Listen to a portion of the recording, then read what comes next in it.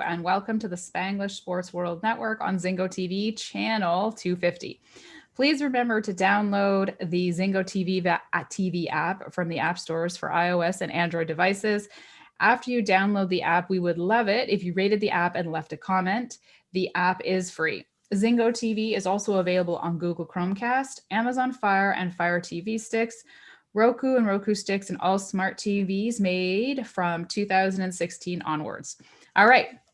So today, now that my introductions are done, I'm super stoked to have this conversation because Alvaro and I actually haven't talked to someone from Toronto about futsal. And we know that it's super huge out in Ontario, much bigger than it is in British Columbia where we are. So before we start this conversation, though, we always do an icebreaker question, which makes Alvaro concerned. So the icebreaker question for today is, do you fold your pizza? Yes, I do. Oh! Listen, I squeeze it, I just eat. See? I guess it's, I don't know if they don't do that in Brazil. One time in my life when I was younger, I went to try out for E2. And you guys have a whole bunch of different pizza. You guys had like chocolate, pizza, stuff like that, right? Yeah, so very good pizza. We have different tastes of pizza down there for sure. Yeah, exactly. Down there's another difference. Normally we use forks and knives to eat pizza. It's gonna be hard to fold. Yeah, we kind of. What I do is I grab it, kind of put it together. Of course, we use the hand to eat pizza as well, but normally it's fork and knife, so it's hard to fold with fork and knife. No, for sure, a little bit more classier. Do you guys enjoy with pineapple? I'm not a pineapple. That's a little bit too much for me. But yeah, we've talked about that. Alvaro, pineapple, yes or no? Pineapple here. As a fruit. Oh, you get, anyways, everybody eats what you want, Yeah, no, it's great. I like to do pineapple in a barbecue style. Exactly. You guys grill it, right? I tried it to make. Yeah, that's perfect. That's the one I like. And pizza, I tried already, but I prefer the other taste. For me, I've done that. I don't prefer I don't like eating a pineapple on pizza. That's for sure. Okay, so Alvaro, so that's no to folding pizza. No to folding pizza. No. Yeah, and I'm the same. Maybe I could have, went. No, it's totally fine. Icy break questions. They lead us to a part of the conversation that no sense. It makes sense. It makes sense. Oh my God, it's a Sunday morning. Clearly, well, where we are. Afternoon. Or afternoon. Okay, so now with our icebreaker over and done with, which was good. Okay, so today I didn't actually introduce our guest. I got ahead of myself because I was so enthusiastic about the icebreaker question. So today's guest is Nicolas Gabriel Martinez, and he is a soccer agent right now, but he also has a long history of playing futsal in Toronto, and we're going to talk about futsal, obviously, because that's what we're talking about. So, Nicolas, can you just give us your background? Well, in terms of futsal, here in Toronto, we used to call something the Spanish leagues, right? Come winter, we would play indoor. Right, we had this one place. It's called Driftwood. A lot of players came out of there. Right now, in terms of areas, it's not in the best area. Jane and Finch area, right? Which obviously there's some rumors about how it is this and that, but there's also nice areas there. But that's basically we would go play when we were young. It was called the Driftwood League. It was mostly out of South American teams. We had Club Uruguay. I was part of Club Uruguay. There was our Academia Argentina. Chile had like 4 teams in it. There was Peru a team, right? So we basically, I'm an immigrant. I came here when I was 4 from Uruguay. So obviously my parents came, and there was other people like that, same situation. And in terms of how it is in South America, when you're a young age, you play indoor soccer, which is futsal, right? And then you kind of move your way to 11-a-side. So we would play that a lot, and it was with the futsal ball and 4 against 4 and the goalie. And we would do that every winter, right? As soon as we got to a different age, like around 10, 11, we started going to multiple gyms around Toronto that had the leagues the same way. So we would play 2 or 3 games a week on a Saturday and Sunday. 2 or 3 games. We'll go to one gym to another. As we got older, when I was 16, 17, we would start getting paid. Nice. $20, $40 here for you go to one gym, you play for one team with one person, and the next gym you'll probably play against them. That's how we kind of got rolling. Futsal got kind of very serious for me here in Toronto about when I was 19, 20 years old, which leagues started popping out with the actual futsal rules. So the futsal, we would play futsal, but it wasn't with the futsal rules, with basically, 2 minutes or whatnot, or yellow cards, with the fouls, rules, the free kicks, penalty shots after, 5 fouls or whatnot. It wasn't generally all those rules. After a while, we started playing the leagues where they started putting these rules in, which is the actual futsal rules, right? But then it started getting, more serious or whatnot. And futsal here in general, in Canada, in Toronto, we, from where it started, it's gotten big. It just goes up and down. Sometimes it's very high. It looks like we're going somewhere with it, and it just dies down, right? So that's basically, in a nutshell, where, my youth of futsal basically came from. So I've been playing it since I was 4, realistically. Wow. So may I ask the first question, Andrea? Yeah, of course. So with this up and down and all this, what's going on in Toronto, how was COVID? What are you guys doing now for indoor? Because I want to compare with the rules and regulation that we have in place here in BC right now. First, just to give you a sense here, yes, we can do something indoor, but for a company to hire, but to rent a place and put players to play there, it's almost impossible. It economically doesn't work. Right now, we're on lockdown. Everything's closed. So we can't, there's nothing going on. Not even in or nothing. A couple of months ago, they let us go back, but we were allowed to only train, not allowed to play. Could be, I think, 10 players, right? In an indoor spot. And you couldn't really, it wasn't no official games or anything like that. You couldn't really even rent the field to go play. It was just for training purpose. And then a couple weeks ago, basically the governor said, no, we're shutting down again. So we're not doing nothing. There's nothing going on. It's freezing outside, so no one's outside. So everyone's just doing it. If they're doing something, it's in their own home.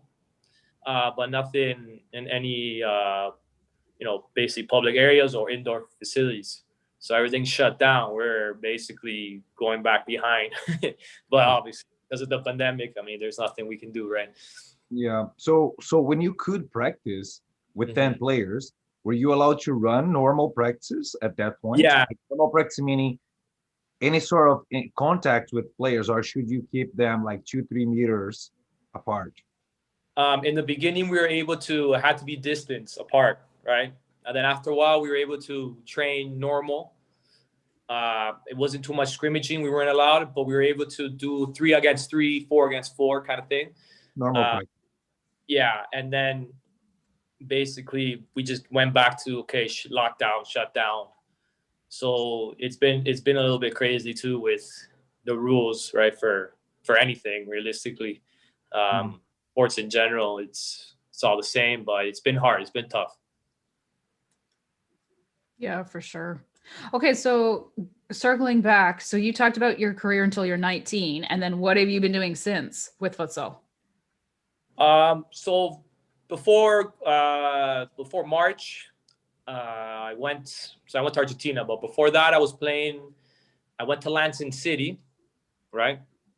So before COVID really hit. Yeah. City's in the team, they play in the MLS, right? Okay. MLF, Major League Futsal, which a team that I used to be general manager with, Toronto United, which we have a lot of history of futsal. We we entered that league a couple years ago. Okay. We would travel to the States. We would go to New York. We would go to Detroit. We would Cleveland, right? We kind of went that route to see if, you know, how it is playing. It's a lot of traveling here and there, you know, to get players together. We had an issue with teams from there coming here because we kind of noticed that what we got from the clubs is a lot of players from America don't have passports, right? It's not like us where we need passports to go to warm countries and so on. You know, America, they travel, they go south. They're basically in a different, you know, country. But we had issues with teams would come here with 4 players, 5 players, right? So it was hard for us to sell it. But so before March, I went down. Lansing City contacted me, and I went down to them, and they were in that league. And, you know, the guy who runs the club there, he has a whole facility. He basically bought out a strip mall, which to us is like basically a small mall, right? A plaza. And he bought it out. He took the middle of the plaza, and he built the court there. It was nice. It was beautiful. And on the side of it, he actually put in businesses, right? So he bought out the whole thing and rented out space. And in the middle of that was a futsal, you know, court, kind of stadium-wise. You know, it was beautiful. It was packed. They were trying to do the same thing as we're doing here. They're trying to get, you know, things going with futsal. The States has the same. Obviously, in the States, you make 2 teams and they throw rocks against each other. They're going to be people watching, right? Americans love sports. Yeah. So in futsal, it was packed. It was one of the best games I played. In terms of going somewhere, you know, of a different country or whatnot. And I was doing that. And then, you know, I went to Argentina, started doing the whole agent thing, right? Started to get players from there. I watched some futsal in Argentina, which obviously futsal like Brazil, you know, Argentina, one of the best too, right? They won the last World Cup, so. Yeah, it's there, like the speed, the intensity, you know, it's just something different, right? And, you know, I was amazed at how it was. My future plans was, you know, because I'm setting up something with a team in Argentina first. The team's called Gold Cruz, and we're trying to get players from Canada to pay 11 aside to go down there, you know, develop proper, you know, you're 18 or something, at least get a couple of years good developing.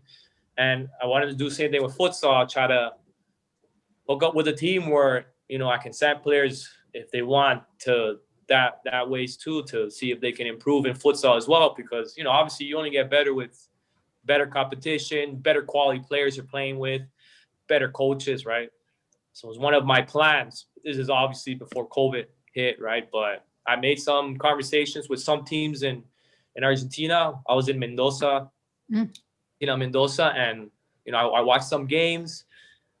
I made some contacts with the players as well. And this was all before the pandemic. So everything's kind of on hold right now.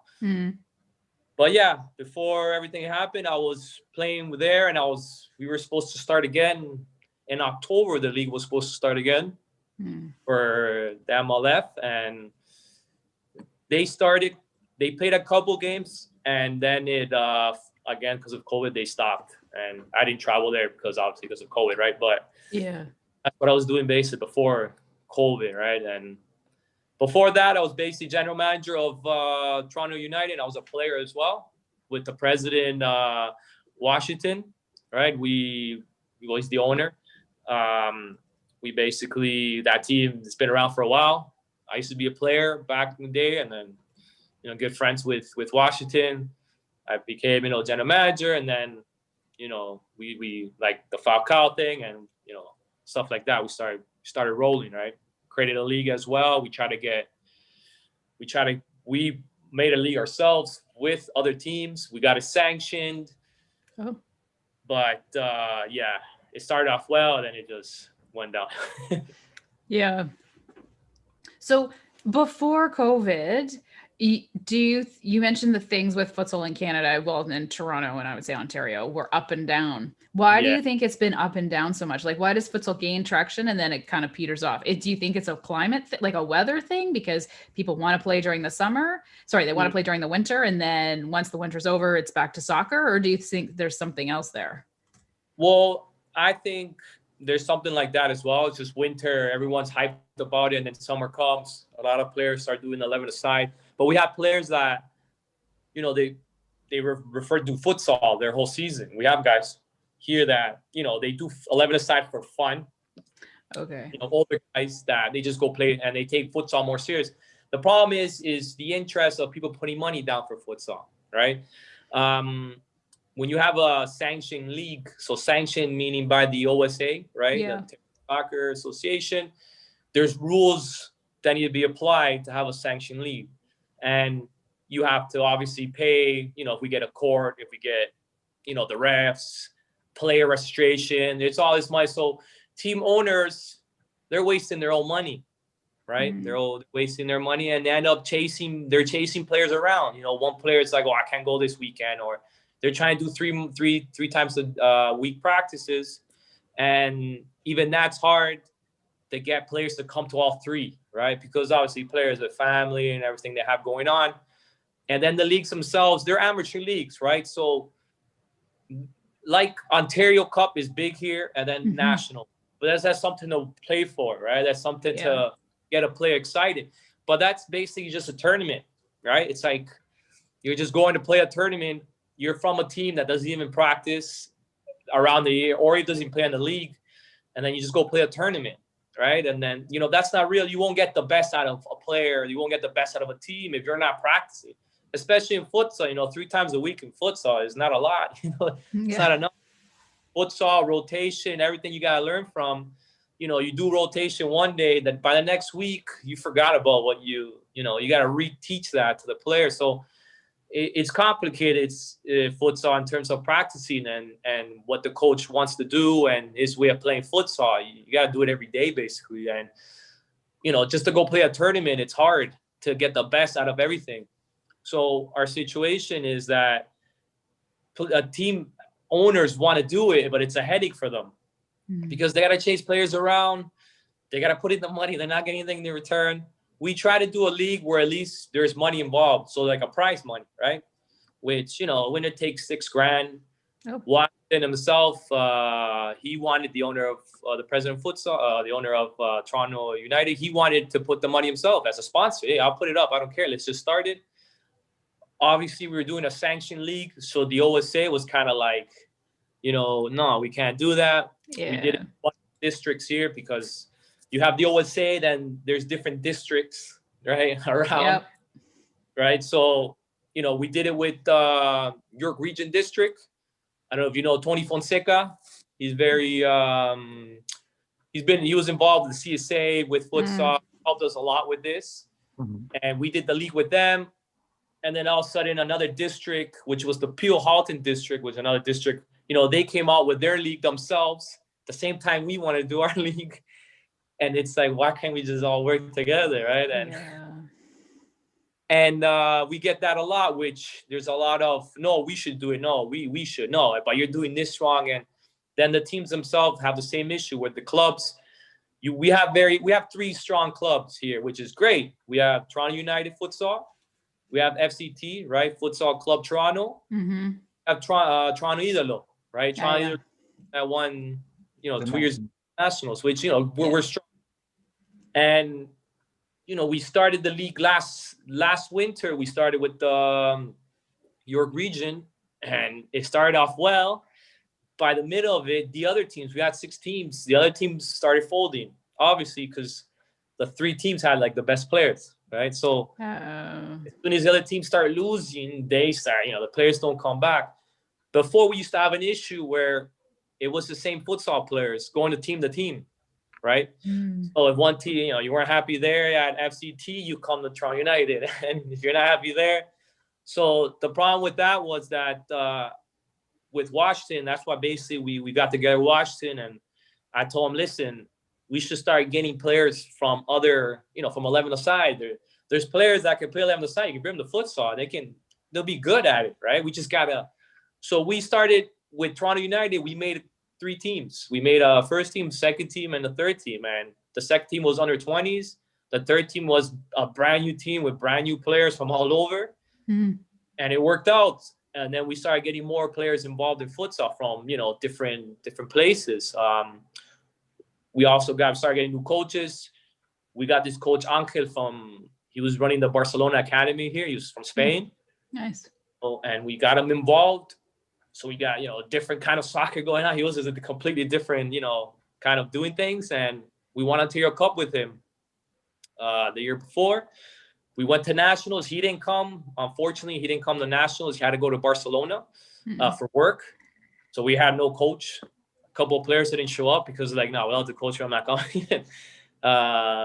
Idolo ended up winning it, which, I'm happy for them because most of the guys are good friends of mine. The Redwood is a good friend and buddy of mine, but we missed out on that part. But like I said, we had a whole different set of players coming in, right? And it wasn't the same ones. So going back to the league, we had an issue where now teams are dropping out. We had 6 teams. That's not a lot. Imagine 2 drop out. We're down to 4, right? So, and then so on and so on. Players, teams get fined if they don't show up. So there's a fine there.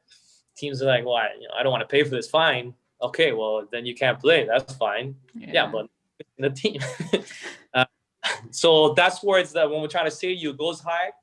And then it's just the first guys that try to do it's one of our, talking about Toronto United, our rival is FCT, right? With Roy Blanche, right? He's Uruguayan like me. He's from Club Uruguay. He pretty much started the whole club thing. His club is very established. He's the one that basically, looked at it as like, look, we can make a club for futsal, right?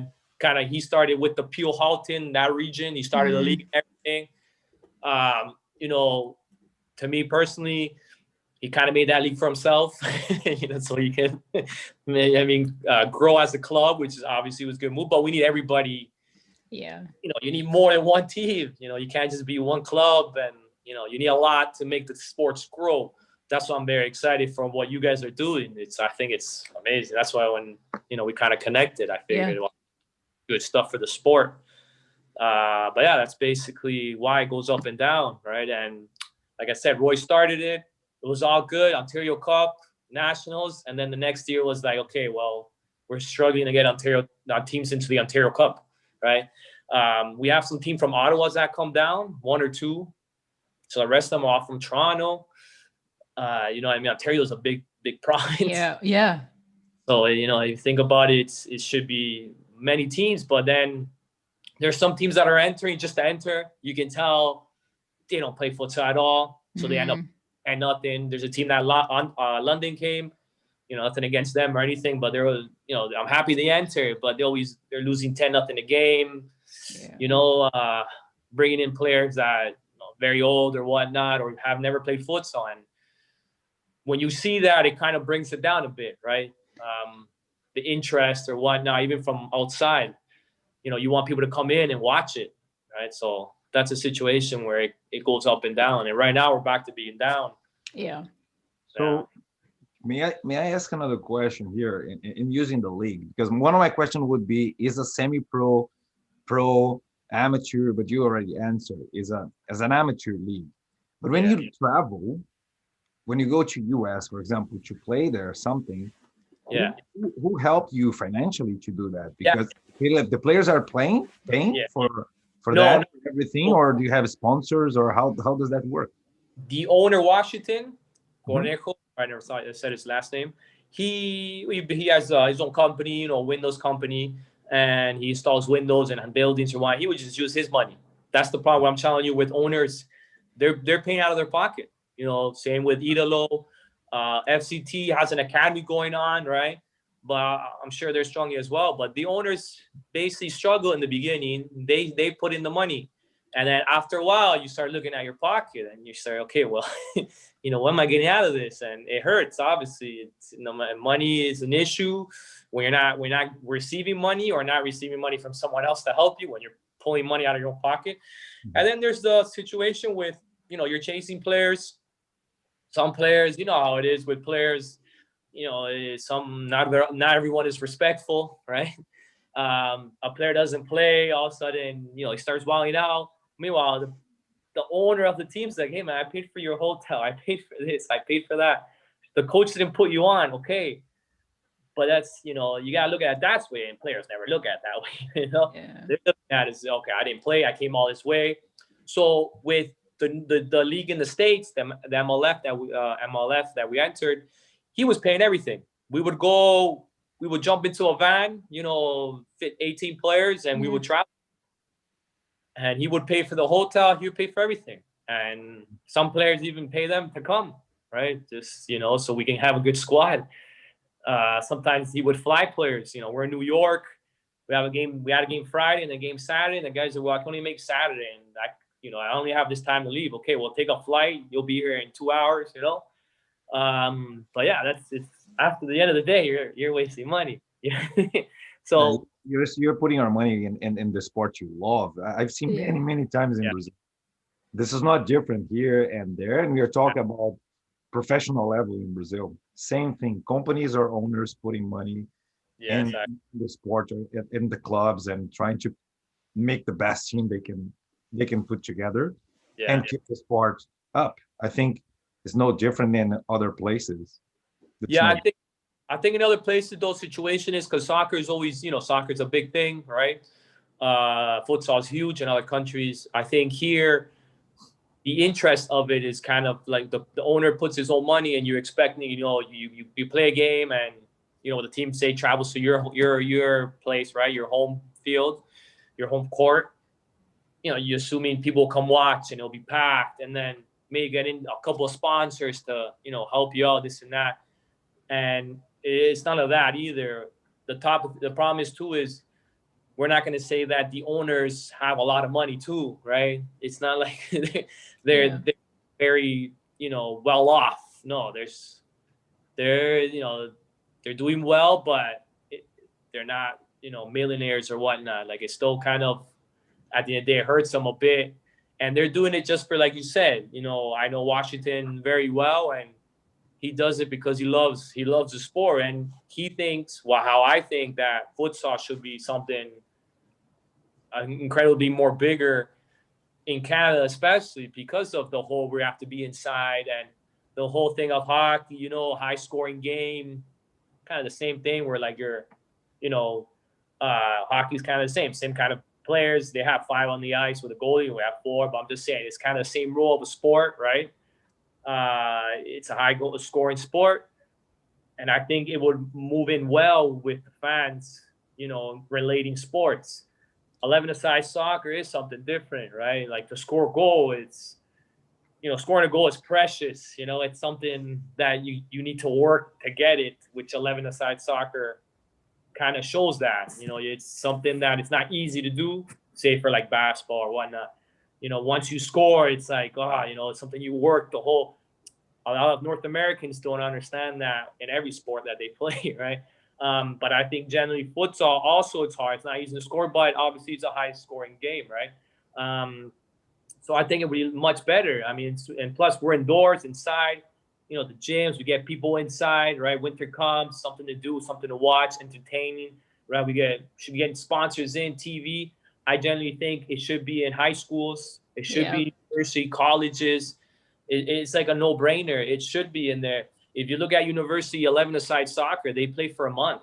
You know, it's the beginning of the season, and nationals, it's like a week tournament, you know, which they play 3 games. You know, I went to Humber and went to nationals. We played 3 games in a row, the same, you know, which with futsal, you can manage a whole season all through the thing, you know, at least up to a semester, at least a whole, you know, a couple months in.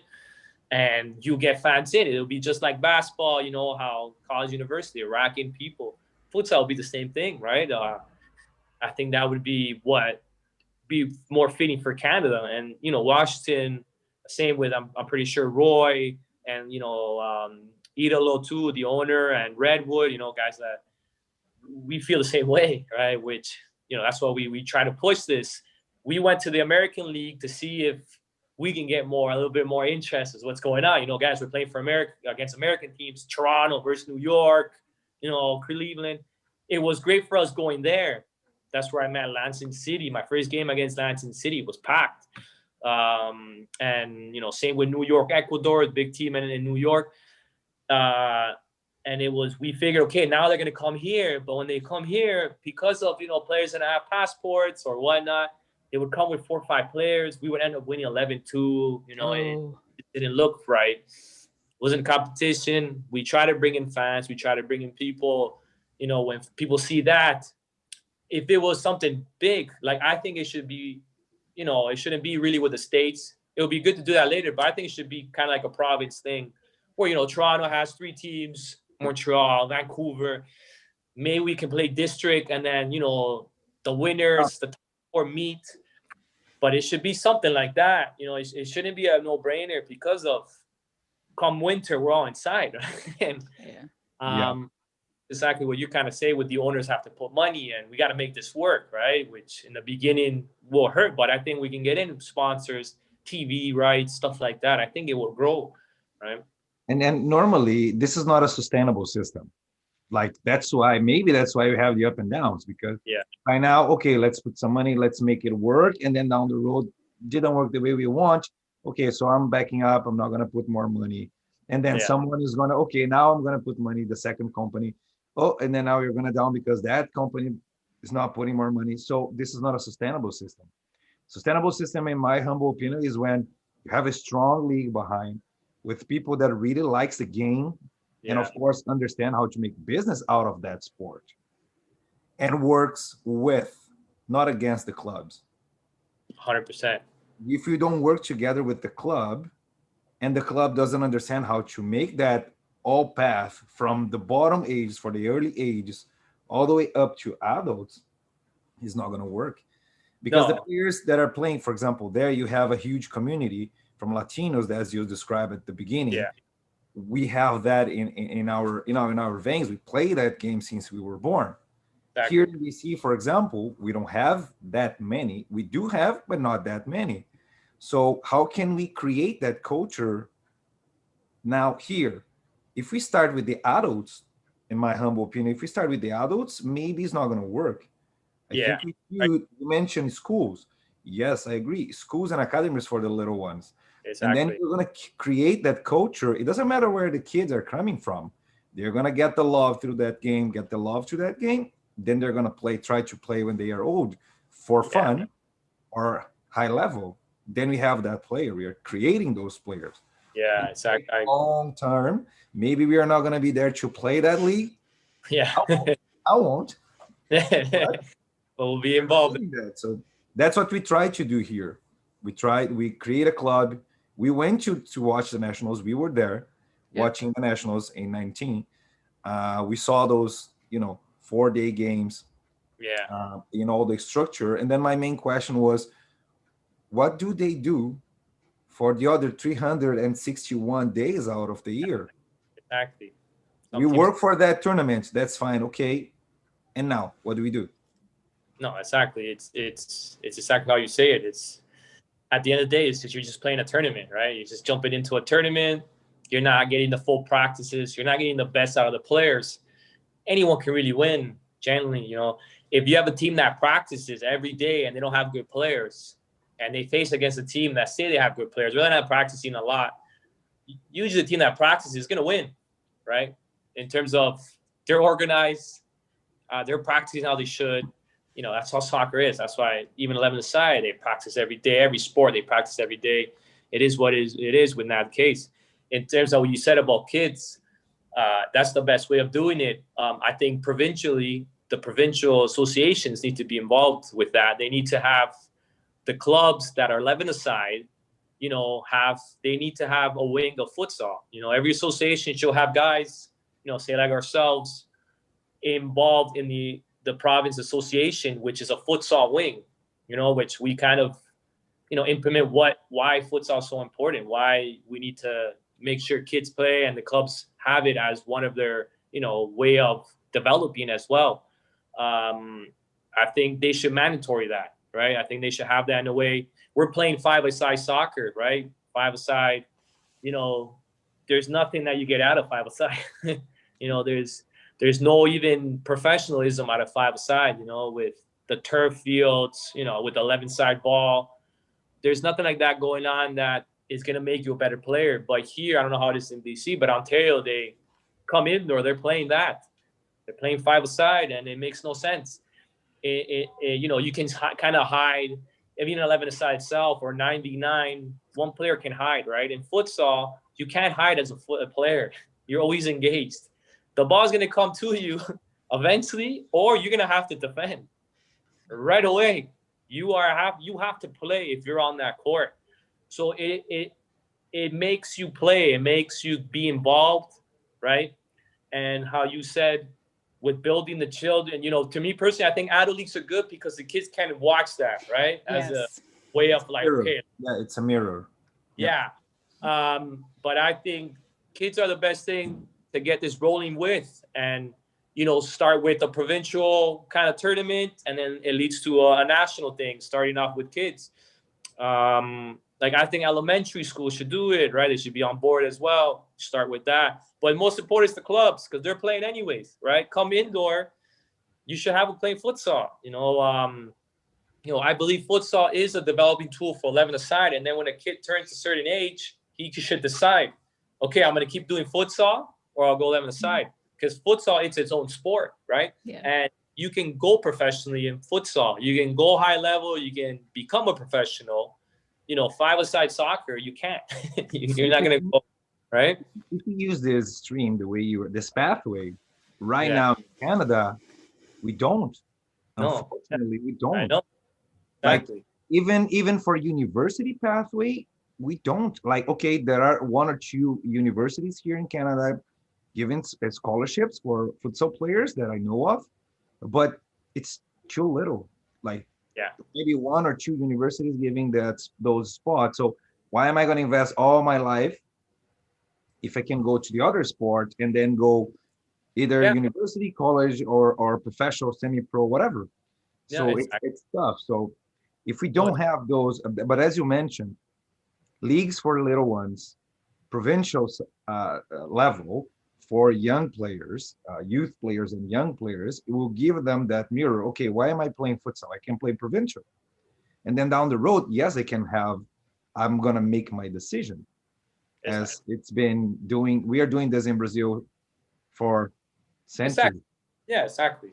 I mean, if you look at down like Uruguay, Argentina, they play futsal basically, you know, till indoor soccer till a certain age, you know, and then they go 11-a-side. You know, they do a transfer into, you know, Bobby Fool, as we call it, right?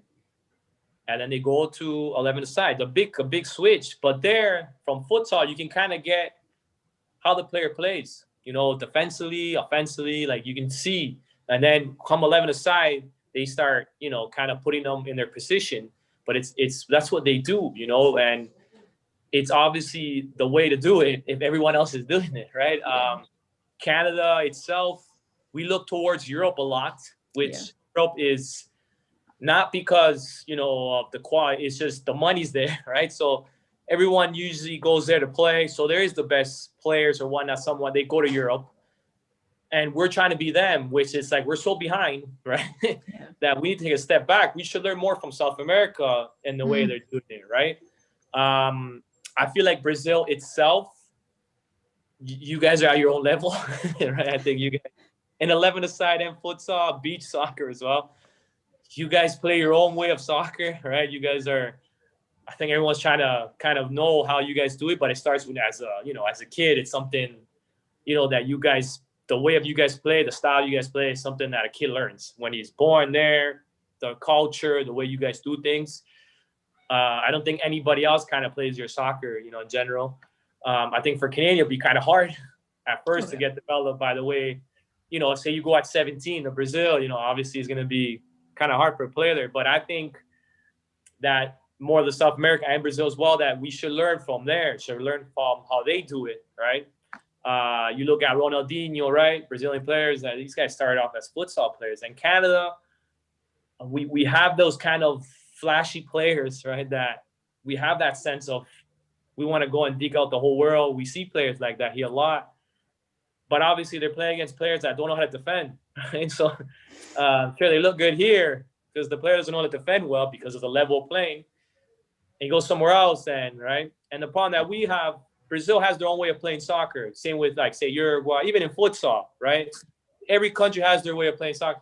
Canada, we're mixed with so much cultures of other kinds of countries that, you know, if you're someone of a parent, say you're Canadian, you don't know much about soccer, you get one to play, you don't know what's the right way of soccer. You know, you don't know, you're going to have a Brazilian, a Spaniard, say, that's the beauty, Nick. There's no right.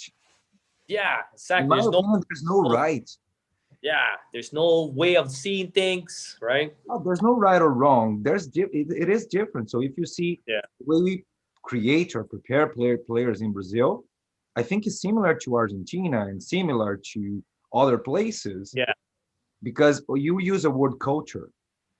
Culture. We play games with the ball, kicking balls, games, I would say, called this way, since we were born. I think it's like here in Canada, when you were born, kids play hockey all year round. They have a stick, they hit the ball, the puck or the ball all the time. It doesn't matter where the way the weather is. So you learn how to manage that since early. Some of them will get a stream from professional universities. Some of them will play for fun. It's cultural. No, for sure. And here, I see the same for soccer and futsal and street soccer and beach soccer and seven-a-side turf soccer that we have there. We have a lot of kinds of soccer down there. We played against 1v1, 2v2, 3v1, 3v2, against an adult, against a kid, against the dog, against everything and everything. So you have a ball in your foot. So you play, you are exposed to that game on daily basis of your life. So, and then when you have a huge population like Brazil, some of them will excel that, and it's going to be easier. We are talking about 200 million people plus, 200 million people plus. Here in Canada, we have 35. Yeah. But Uruguay has 3.5. Yeah, exactly. So it does. That's the thing. Good teams.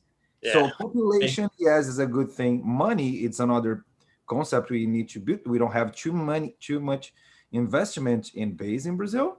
If you don't achieve a certain level, you need to pay to play, like here. But if you get that level, then, like you said, at 16 years old, they were paying for you to play. In Brazil is the same. And this can start at 9 years old. So if you're a good player, you don't pay. Someone is going to invest you. The clubs are going to invest you. Yeah, it's a different scenario. It's different. I think it's just the seriousness too of the sport, right? In South America and Europe, soccer is so serious everywhere, right? Like it's talked about adults. You know, you're a kid and you hear your parents talk about it, you hear your mom talk about it, you hear your grandfathers talk about it. You know, not just the club, just about the sport in general.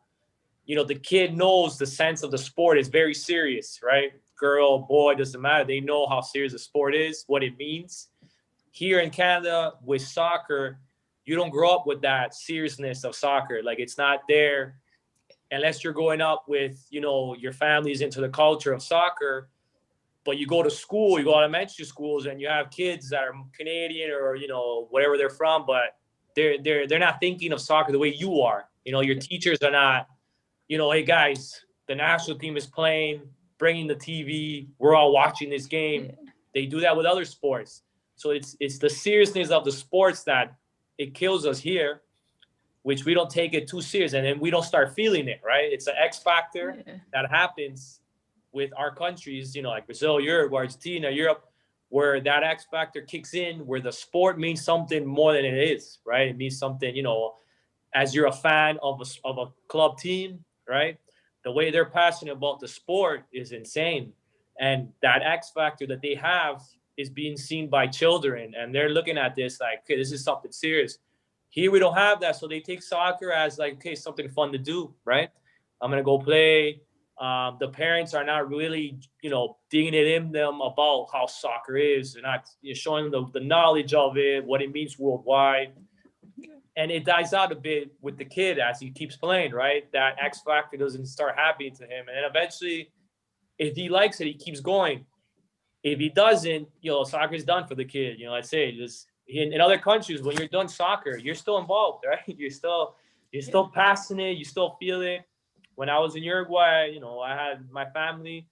They didn't play. Obviously everyone in Europe, like Brazil, they play soccer as a kid. I went to Uruguay at 16, and my cousins or whatnot, they weren't playing on a pro team or they were in a club that had a pro team. But you go play with them in the streets, and they were very passionate about playing. They knew everything. They fought for every ball, and they knew they were gonna play. They're not playing in the streets to become professional players because they're going to school or whatnot. Had something more important in their mind they're gonna become when they grow up. But you throw them a ball and they're able to play, right? And here in the situation here is, as soon as you start playing soccer, most people here they don't. That's it. It's done. Like they don't care about soccer. Something I kind of did maybe in elementary or when I was younger. But they don't feel the sport, the passion about it. It dies down in them, and it just goes from generation to generation. So if you look at the soccer population, or even in futsal, it's a lot smaller in futsal. It's like a little, right? It's like a little ball here. Just the feeling of it needs to start from the kids, like you said, and it needs to kind of show what meaning it has, right, as a sport. So if we can get scholarships, as you mentioned, that would be amazing, right? The states should be involved as well in something like that, which that will make everything a lot easier for us here in Canada if the states was more involved, right?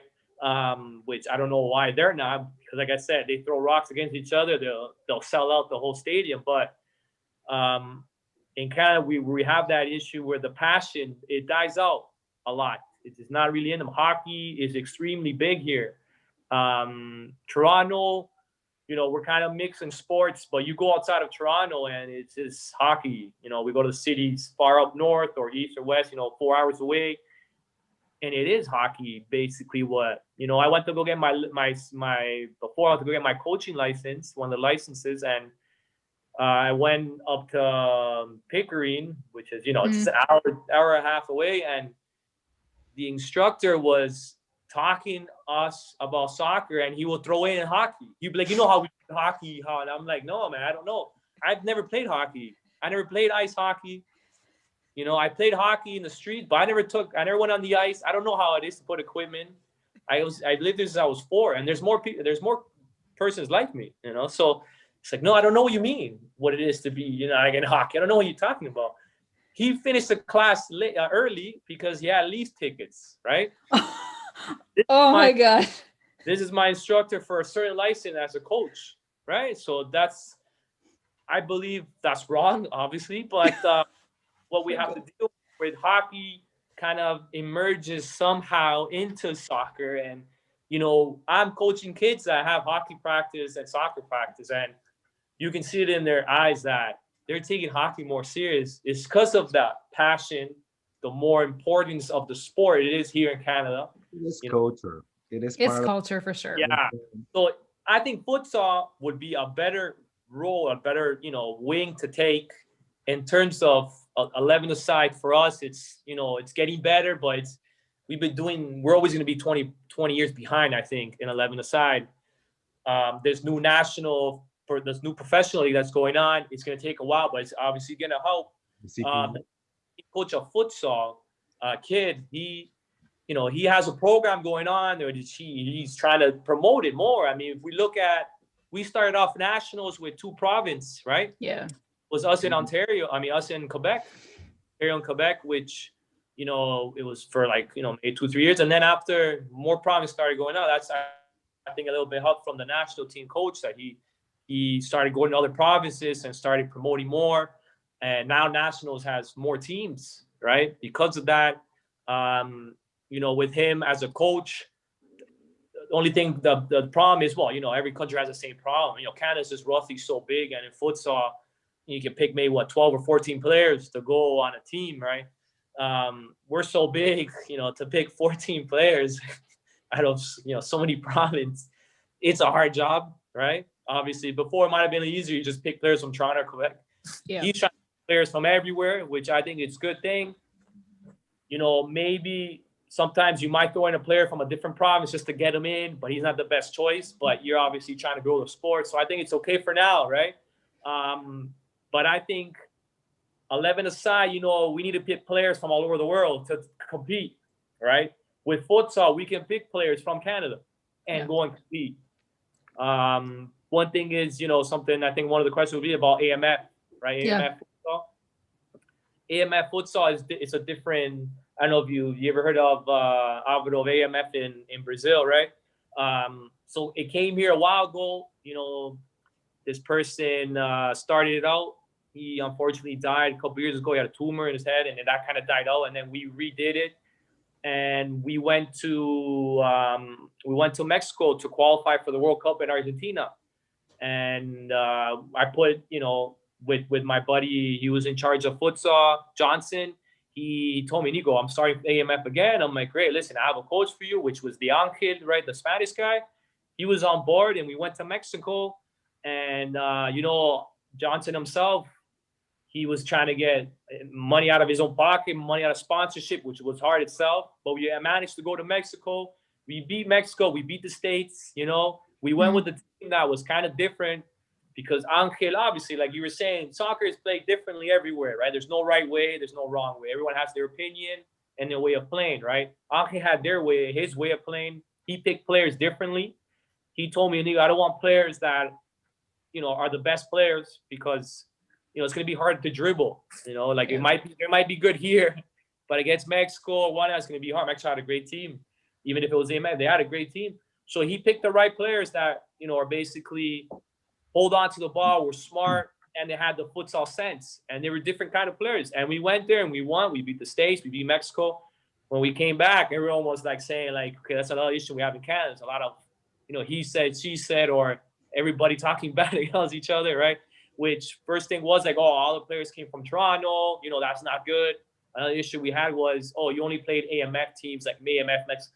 You know, we look at Canada's national team from FIFA, they lost to Cuba, right? I mean, we're looking at Cuba, right? But, you know, it could happen. Obviously, it's just the same boat as us. We beat Mexico in the States. They had a great team, right? Even if it was AMF. Now, AMF, you know, talking about AMF is just a different organization, right? AMF started out. FIFA tried to emerge. AMF said no, you know, and they kind of copyright the word futsal in some countries, AMF. So FIFA was using indoor soccer for a bit, I believe, right? Yeah. I think the story that I heard was we had FIFUSA back in the days. Yeah. FIFUSA was the International Federation. And then futsal started getting, at that time, we called Futebol de Salão. Yeah. It is still in place, Futebol de Salão. Yeah. And then we had a vote.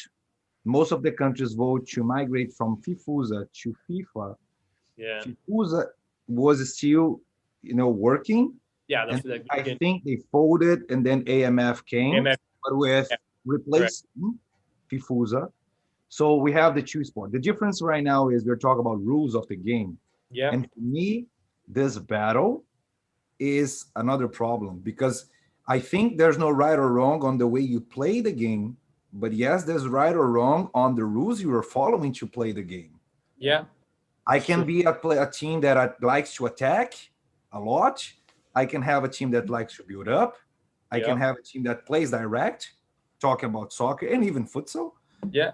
There are different ways to play the game, but we follow the same rules. And that's the difference, because if I play in BC a different rule than you played in Ontario or Quebec or it's going to be a different sport. For sure. Yeah. Wait. So wait, I have to do my moderator thing. We have like 2 minutes left. I think we have a minute left. Wow. The time has flown. The time has flown. Okay, so you have a minute left. What do you want to say? Nick, time is yours, buddy. Time is yours. Well, I want to say thank you guys. You guys are amazing. I think what you guys are doing is great, right? You know, like I said, as soon as I communicate with you guys and I figure what you guys are doing, I think you guys keep going. I would love to help you guys as much as I can. Whatever you guys need. You know, I'd love to see if you guys obviously get more people from around here to jump on your show. I think what you're doing is amazing to promote it, whatever you guys need. And yeah, I mean, to me, like I said before, futsal should be something in Canada, which should be very, very mainstream. And I think people like us are in the game of, you know, of doing that in the same, you know, reasons or whatnot. So like I said, I think what you guys are doing is very great. Yeah, thanks. Well, yeah, and Alvaro, I totally enjoy it. And it's interesting. I will wrap it up by saying we've heard throughout the world is everyone who plays futsal or is involved in futsal is an entrepreneur. We all have the same issues. We all butt heads against our provincial soccer associations. We think outside the box. We've had to, right? Because it's just futsal, and soccer is done a certain way, and then futsal just has to be creatively as both entrepreneurs and just how the sport runs, right? So it's a lot of what you talked about we've heard throughout the world. So thanks for that. But on that, definitely let's reconnect. I'd love to have you on again just to talk about whole AMF and just how we can get things more happening within Canada, because the struggles that you've had, we have definitely had in British Columbia as well, right? So perfect. I would love to. Awesome. All right, I have to do my quick close and hopefully I'll make the time. All right. This show can be also heard on the Spanglish World Radio Network. Please check out spanglishworld.ca for all the news and programming. Spanglish Sports World. Watch it, hear it, read it, download it, live it. So thank you again.